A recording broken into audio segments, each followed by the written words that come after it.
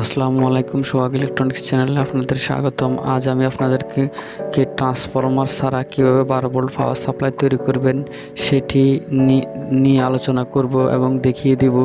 তার আগে নতুন যারা সবাই আমার চ্যানেলটি সাবস্ক্রাইব করুন।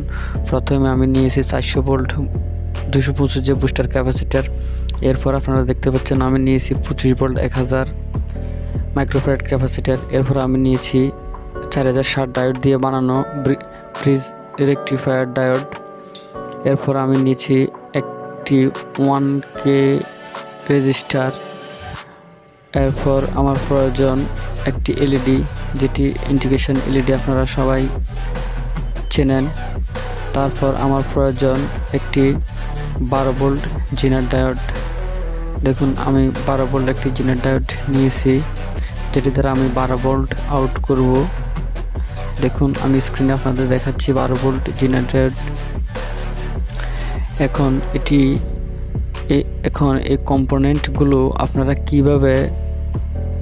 কিভাবে এই কম্পোনেন্টগুলো দিয়ে 12 ভোল্ট পাওয়ার সাপ্লাই তৈরি করবেন আমি সেটি এখন আপনাদেরকে দেখাবো। দেখুন প্রথমে যে বুস্টার ক্যাপাসিটারটি আছে, বুস্টার ক্যাপাসিটারটি যে রেকটিফায়ার ডায়োড 4007 দিয়ে আমরা বানিয়েছিলাম, ব্রিজ করেছিলাম। এই ব্রিজ রেকটিফায়ার ডায়োডের একদিক পজিটিভ আর একদিক নেগেটিভ এবং দুই দিক আছে, যে কোনো দুই প্রান্ত আমার এসি সাপ্লাইয়ের যে কোনো এক প্রান্তে প্রথমেই 400 ভোল্ট বুস্টার ক্যাপাসিটারটি সংযুক্ত করুন। তারপর 1000 ইউএফ 25 ভোল্ট ক্যাপাসিটারটির পজিটিভ এবং নেগেটিভ প্রান্ত রেকটিফায়ার ডায়োডের যেখান দিয়ে দুই মাথা সাদা ওইখান দিয়ে পজিটিভ এবং যেখান দিয়ে কোনো চিহ্ন নাই ওইখান দিয়ে নেগেটিভ হিসেবে 25 ভোল্ট ক্যাপাসিটারটি পজিটিভ এবং নেগেটিভ টার্মিনালটির সাথে সংযুক্ত করুন। দেখতে পাচ্ছেন আপনারা আমি সংযুক্ত করে নিচ্ছি।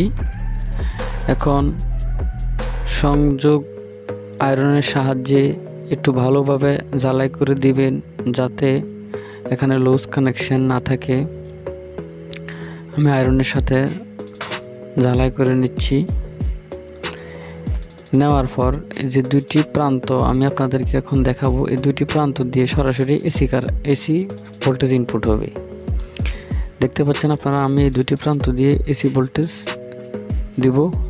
এখন জিনার ডায়োডটি আপনারা পজিটিভ এবং নেগেটিভ ক্যাপাসিটরের পজিটিভ এবং নেগেটিভ সাইড অনুযায়ী জিনার ডায়োডের পজিটিভ এবং নেগেটিভ সাইডে নেগেটিভ, পজিটিভ সাইডে পজিটিভ রেখে, এটি হচ্ছে পজিটিভ কানেকশন। দেখতে পাচ্ছেন আপনারা জিনার ডায়োডের মাথায় একটি কালো চিহ্ন দেওয়া আছে, এটি পজিটিভ প্রান্ত। ক্যাপাসিটরের পজিটিভ প্রান্তের সাথে এটি মিল রেখে কানেকশন করে নেবেন। দেখুন আমি পজিটিভ প্রান্তের সাথে মিল রেখে কানেকশন করে নিচ্ছি। কানেকশন করা হয়ে গেলে আমি এখন ইন্ডিকেশন এলইডিটি লাগাবো। ইন্ডিকেশন এলইডিটির মধ্যে যে লেগটি বড় দেখতে পাচ্ছেন এটি পজিটিভ, ওই লেগটির সাথে আমি 1K রেজিস্টারটি আগেই ফেসিয়ে রেখেছি। এখন মেন যে ক্যাপাসিটারটি 25 ভোল্ট, ওই ক্যাপাসিটারটির নেগেটিভ প্রান্তের সাথে এলইডির নেগেটিভ প্রান্তটি কানেকশন করে নেবেন। ওই টার্মিনালটির সাথে কানেকশন করে নেওয়ার পর ভালোভাবে তাঁতাল আয়রনের সাহায্যে জ্বালাই করে নেবেন।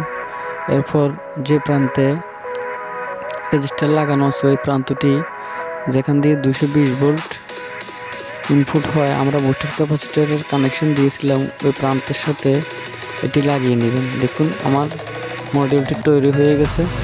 এখন পাওয়ার সাপ্লাইটি আমি ব্যবহার করার জন্য দুটি আউট কানেকশন, একটি পজিটিভ একটি নেগেটিভ কানেকশন নিয়েছি। নেগেটিভ ক্যাপাসিটরের নেগেটিভ প্রান্তের সাথে নেগেটিভ এবং পজিটিভ প্রান্তের সাথে পজিটিভ প্রান্ত লাগাবেন। আমি পজিটিভ প্রান্তের সাথে লাল তারটি সোল্ডারিং আয়রনের সাহায্যে জ্বালাই করে নিয়েছি। এখন এই কালো তারটি ক্যাপাসিটরের নেগেটিভ প্রান্তের সাথে সোল্ডারিং আয়রনের সাহায্যে ঝালাই করে নিচ্ছি। এখন এই মডিউলটি আমি আপনাদেরকে দেখাবো।